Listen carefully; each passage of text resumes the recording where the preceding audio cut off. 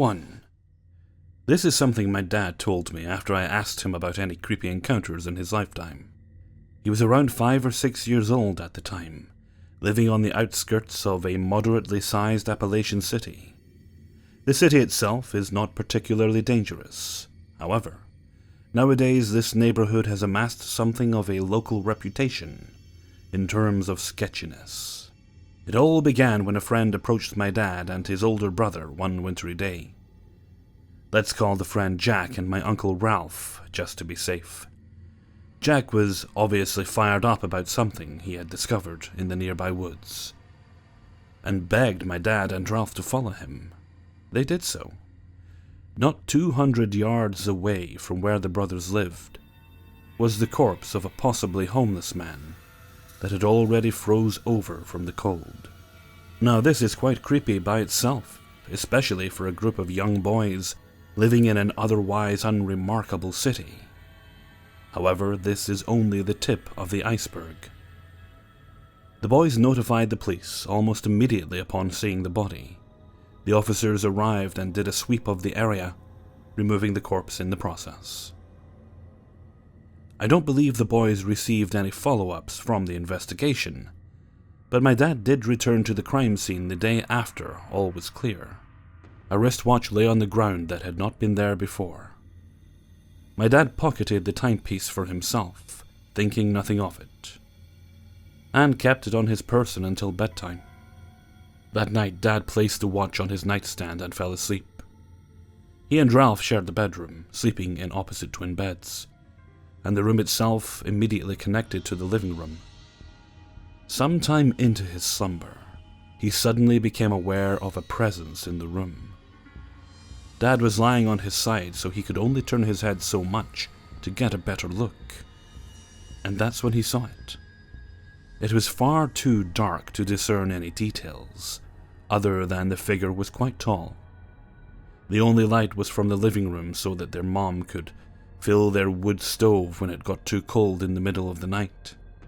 Even then, it was a mere glow from my dad's point of view, as the open door frame blocked his view. My dad was scared to death and stayed as still as he could. The figure said nothing. A silent minute later, he felt a pressure like they or it was sitting on the bed. They remained in this impasse for quite a while. He couldn't be sure for how long, as intense fear is a surefire way to make time stand still. Finally, the figure rose from the bed and slowly headed towards the door. Dad strained to make out details as it approached the living room, but just when he thought the light would reveal the mystery visitor, the figure vanished altogether. He swears to this day that he heard the front door open and close, when it never actually did so. He didn't find out until the next morning when his mom went to unlock the door for his dad, coming home from work. Dad didn't sleep a wink that night, and just like the figure, the watch did its own vanishing act. It was no longer on his nightstand. Now, we're not passing this off as a paranormal story per se. Due to the beliefs my family and I carry, things like ghosts simply don't exist. My dad likes to think that maybe it was all his wild imagination. He was a tot who witnessed a dead body after all. That, and he wouldn't be surprised if it was Ralph himself who swiped the watch. Regardless of how you interpret this story, it is still a strange and spooky set of circumstances from the mindset of a child. It also isn't the last unexplainable experience to occur in my dad's side of the family. But that may be for another day. 2. My paternal mama, or grandmother, passed away August of 2016 after a year-long battle with Lou Gehrig's ALS, a disease that drained her before our very eyes. It has been almost a year now, but since her passing, I have discovered many a troubling tale from her youth, stories she retold countless times to her own children. I find this surprising. As per our denomination, we do not acknowledge any existence of ghosts, and she was thoroughly religious, even up to her last breath on this earth. Then again, There are always things beyond our realm of understanding. Anyways, this first story takes place when my mama was just a teenager. Her brother Robert had originally been married to an Englishwoman named Betty, who ended up passing away at a far too young age. And at this point, Betty had been dead for a couple of years already. Keep that in mind. One day my mama was walking down a gravel road with Robert and her sister Joanne. It was broad daylight, and all was well at first. That was when they saw her. There was a figure sitting on the bank of the road wearing a white dress. As they approached, the siblings stopped once they got a better look at the person. It was Betty. None of them knew what to do at first. Before any of them could react, however, Betty noticed them. She stood up and faced them, only to start gliding towards them. I say gliding because she had no visible feet, and said nothing as she approached. Mama and Joanne understandably freaked out and ran away screaming. But the sight of his dead wife was enough to freeze Robert firmly where he stood. His sisters had to go back and practically drag him away just to get him moving.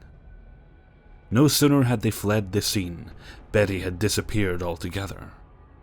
Looking back, Mama began to question things.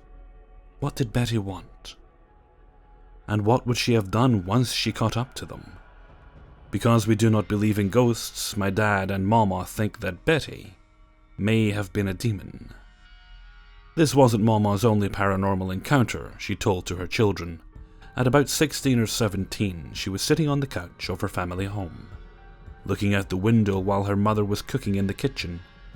This too took place in broad daylight. As she was staring out the window, she noticed a woman walking down the road. The woman wore a long black dress like you would have seen in the 1800s, laced boots and all.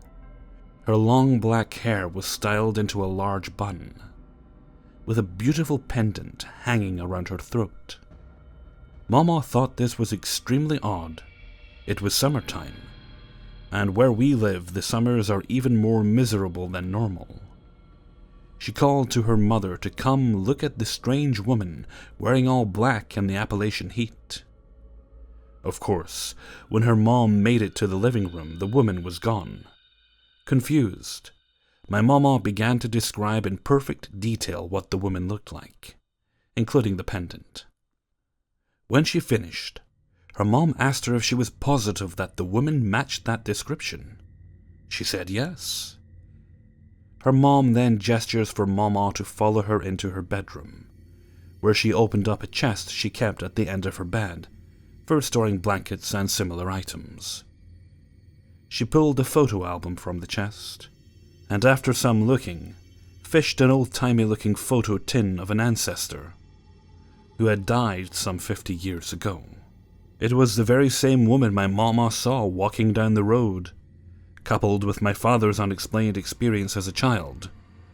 It is very chilling to come across stories like these, tucked in your family lore. Again, feel free to make what you will of these stories. That's what tales are for. Retelling. 3.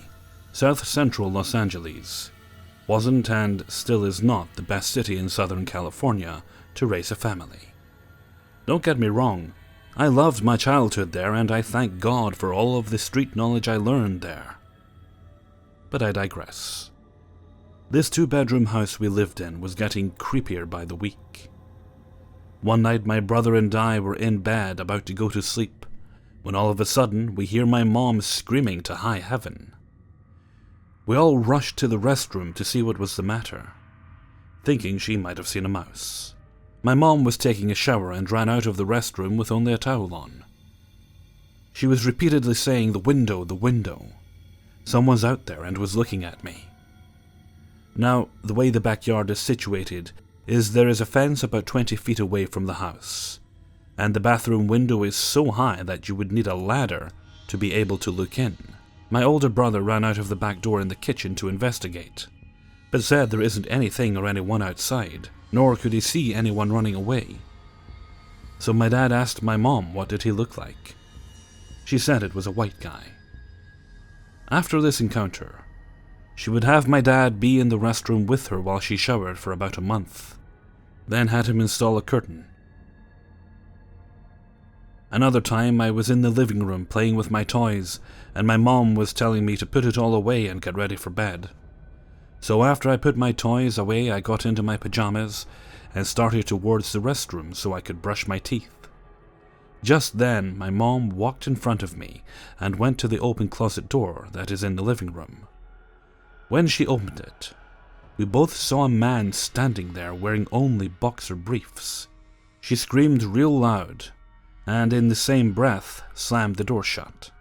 She grabbed me and ran towards my sister in the crib to take us outside, but my dad stopped her and grabbed her by the shoulder and said, "What in God's name is wrong now?" Panicking, she yelled out, "The closet, the closet. He's in the closet." My dad and older brother ran to the closet and opened the door. And what do you think they saw? You guessed it. Absolutely nothing but clothes hanging on the rack. My mom stomping her feet and saying out loud, "No, no, no, it cannot be, he was right there." That's when I said, "Yeah, Mom, where's the man?" She grabbed me and said, "You seen him too, right?" And I said, "Yes, Mom, that's the man, the one who was walking me to the kitchen to get a drink of water the other night." Now, you might think by this time we should be looking for another place to live, right? Not so. I remembered we spent 2 Christmases there. Well, my dad was upset about all this and decided to speak with the owner of the house. The lady must have been about 50 years old, so my dad asked her the next day. The other night my wife saw someone looking at her through the bathroom window. My dad kept saying, "I don't know what to make of it." She sighed, then said, "The reason I rent this house out so cheap is that everyone who has rented here leaves because they have seen someone too." My mom and dad just looked at each other and said, "So you're saying it's a ghost or something?" My dad just laughed it off, but my mom wasn't laughing. The owner of the house went on saying, "We need to sit down and talk. When I bought the house, the next door neighbors told me a story. And this part of the story is what my mom told me," the owner continued. "They said there used to be a couple that lived here before I bought it. They would always argue, and one day, we didn't see the husband anymore. Don't know what happened to him, but the wife said that they had separated and that her husband moved to another state. We all believed it, but we had our suspicions. Well, they heard from the other people that lived around here that she killed her husband and buried him underneath the house." 4. This is a completely true story that happened about 7 years ago, when I was around 10 years old.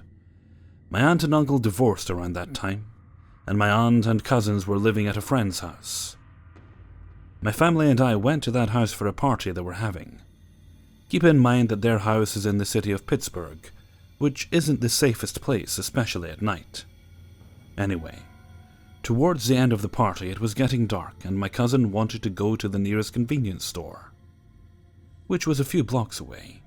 So my younger brother, my 4 female cousins, and my cousin DJ's girlfriend all went together. After we got what we wanted, we made our way back to the house. After a few blocks, all there was left to go down was a big hill, and right across the street from it was the house.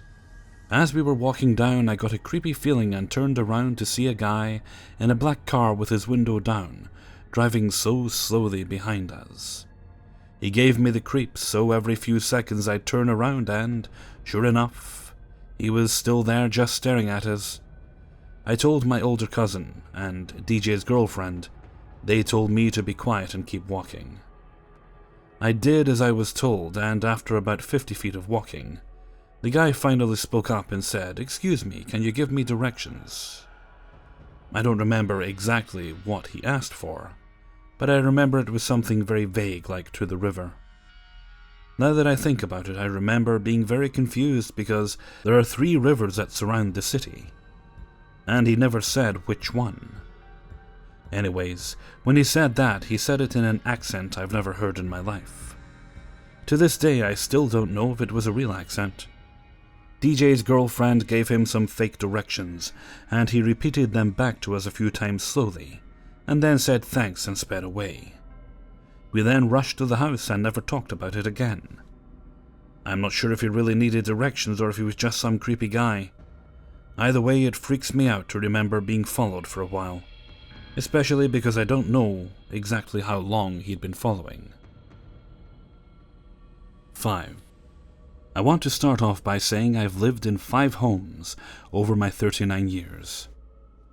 3 were in my hometown between Buffalo and Niagara Falls, and 2 were on and near Fort Riley, Kansas. All 5 were very, very haunted, leading my family and eventually me to believe I attracted spirits, being I'm the only common denominator to it all. Anyway, the following is one of my most haunting stories, the one no one has ever been able to figure out. It's crazy, but I assure you it's true. Sorry, but I am cursed with being long-winded. This starts in my second home. I lived there from age 2 to about 21. It was a converted old barn to the house next door, dating back to the early 1800s, as my city is very old. My BFF lived in that home. I spent a lot of nights there since her dad worked at GM and her parents went to bed very early, thus leaving us to stay up late watching forbidden HBO movies. In the early 90s, she became obsessed with the paranormal. We were in middle school and she got a Ouija board for Christmas. On break, we decided to test it out in the middle of the night. Of course, spirits came through. She was a year older and always teasing me, so I figured she was moving the planchette. He said his name was Jacob, and that he was a teen from the mid-19th century who had been killed in a farm accident near the barn. My house. He told me that if I ever saw him, he had black hair, red plaid shirt, and jeans. Okay, enough to freak me out the rest of break. Didn't look in a mirror for days. Moving forward. I'm now in my own home with a 4-year-old son and 2-year-old daughter. I own a traditional cape. Both kids were in the second floor bedrooms. I was going through a divorce, so it was just them upstairs with my son's dog in bed. My mom and I were watching TV downstairs. My son is autistic and had only been speaking for about a year. He came screaming white as a sheet down the stairs, so fast that I, sitting at the foot of the stairs, didn't even have time to fully get up. After about 20 minutes trying to calm him, he finally told us what happened. He said Ashley barked and woke him. I had heard her, but she was a barker, so I dismissed it. When he opened his eyes, the dog was staring at the closet, hackles up. The head of his bed was aligned with the closet, so he had to lift and turn his head. In the door was what he said was a teenager with black hair. Said, "Hi. Want to play cars?" That's when he screamed and ran. I thought it was a bad dream, put him in my bed for the night and forgot about it. Fast forward another 7 years, I had another daughter. So I put a dormer in my son's old room, moved him down to the second floor, and put both girls upstairs. My youngest was 3.5, and now occupying the same room my son had. Because of the dormer, her bed was across from the closet. All kids being 10 and younger, they were in bed fairly early, and I was again watching TV in the living room. We also had added a pit bull, shepherd, and a white wolf shepherd. Each kid would not ever go to bed without their dog. The wolf belonged to my youngest. She was awoken to him growling and huffing. That's how she described his warning barks. She sat up to pet him, but saw a boy bigger than her brother with black hair walk out of her closet, sit on the bottom of her bed and say, "Hi, want to play dolls?" She shrieked and came flying down the stairs, followed closely by 2 very angry shepherds. I calmed her down. I was stunned when she told me because She hadn't been born yet when my son had this experience, and I had never mentioned it again, believing he had had a nightmare that night. She hasn't slept up there since. She's 11 now. You might be wondering, what was the boy with the black hair wearing? Yep, both kids said jeans and a red plaid shirt. They still don't know about my late-night Ouija board experience. No way they could have found this out, as this is the first time I'm ever writing it down, or telling anyone. I've had the house blessed, cleansed, everything. Many things still happen, though no apparitions have been seen recently. My friend runs a pretty successful paranormal group, being friends with Nick Groff. His psychic in the past 2 weeks had told me I have an attachment of a young male. Did I have a brother who passed? Nope. Always have been an only child. He isn't malevolent, but for, I think, accidentally scaring toddlers. My eldest daughter has never had an experience. Hey everybody, Hellfreezer here, and thank you very much for listening to 5 True Scary Subscriber Stories, episode 54. Thank you very much to everybody who sent stories in for use in this video. If you have a story yourself you'd like me to read, as long as it's your story, then please do send it in to kingofthecities@gmail.com. You can find the email in the description of every single video. I've moved it nearer the top now so it's easier for people to find. I have an important update on my coffee adventures. I'm sure many of you are eager to know. I did get the stuff for making the cold brew coffee. I was quite lucky that the grinder I was looking for, I wanted to get, they were doing it through that. If anyone's tried that Prime app, they deliver stuff to you within, well, it depends on your location, but my location I can get within 2 hours usually. So I managed to get everything I needed through that. And made it. First batch was a bit bitter, but I think I ground the coffee too fine. So I made another batch last night, and that was much nicer, so I think I've got the technique down pat. So there we go, just in case anybody was wondering. Okay, I think I'll head off for now. So until next time, thank you very much for listening, and take very good care of yourselves.